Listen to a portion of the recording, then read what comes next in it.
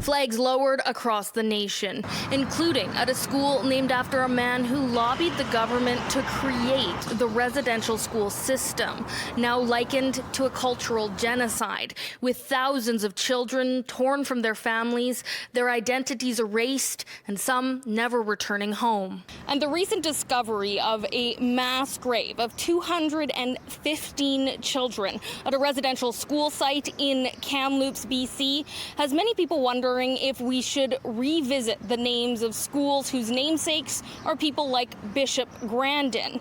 Edmonton Catholic confirming they are reviewing the name. In our traditional ways of thinking is once you know better, you do better. The Bent Arrow Traditional Healing Society has been getting calls since the news broke. People looking to find ways to help the Indigenous community.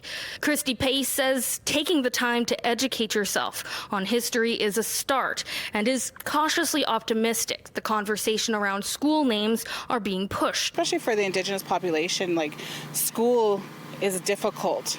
The institution and everything that's kind of symbolized with that, and to go into a facility that bears that name is terrible. But what's the process like for renaming a school? Well, Edmonton Catholic is just beginning to examine the Grandin School name. Edmonton Public voted in September to get rid of 2 school names over racist pasts. The Dan Knott School, the former mayor pictured here at a Ku Klux Klan meeting, and Frank Oliver. They use racist policies against us, and they basically removed our people from here. In particular, what I'm talking about is Papa Chase people.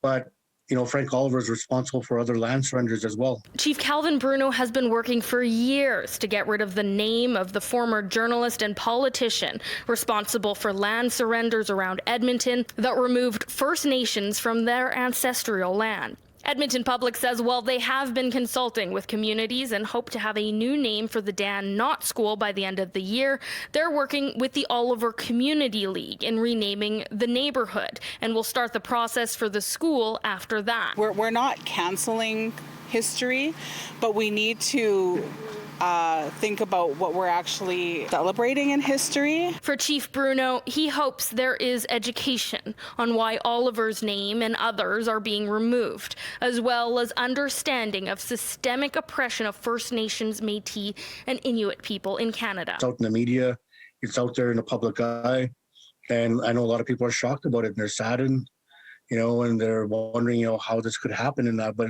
it's just that, you know, that I don't think a lot of people realize the extent of the abuse. The Bent Arrow Traditional Healing Society has put together a list of resources on their social media for people reacting to the trauma of learning about this mass grave at a residential school, as well as educational tools for those who don't know to learn more about this dark chapter of Canadian history that is still very active for so many in our community.